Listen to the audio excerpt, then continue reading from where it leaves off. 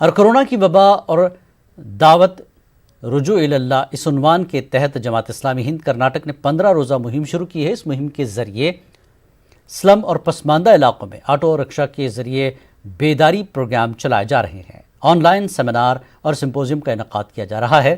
جماعت اسلامی ہند کے امیر حلقہ ڈاکٹر سعد بلگامی نے کہا کہ لاک ڈاؤن کے دوران جماعت اسلامی کے تحت راشن، کھانا اور مالی مدد کی تقسیم کے پروگرام منعقد کیے گئے۔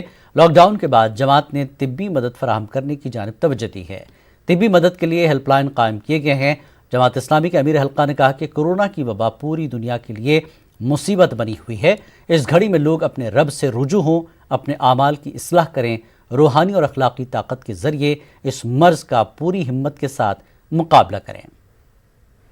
بڑے پیمانے پر لوگوں کو راحت پہنچانے، ریلیف پہنچانے، کھانا کھلانے کا کام پوری ریاست میں انجام دیا ہے، اور اب قریب کے 2 مہینے میں جبکہ وبا بڑھ گئی ہے اور لوگوں میں مرض اور اموات بھی ہو رہے ہیں، تو اس سلسلے میں جماعت نے ایک طرف ڈاکٹرز فار ہیومینٹی جو ہمارا فورم ہے اس کو ایکٹیو بنایا ہے، اور پوری ریاست میں اس کی جانب سے ایک ہیلپ لائن شروع کیا گیا ہے، جس میں ایک طرف ڈاکٹرز لوگوں کو ٹیلی کنسلٹیشن کی سہولت فراہم کر رہے ہیں اور ان کی رہنمائی اور کونسلنگ کا کام انجام دے رہے ہیں۔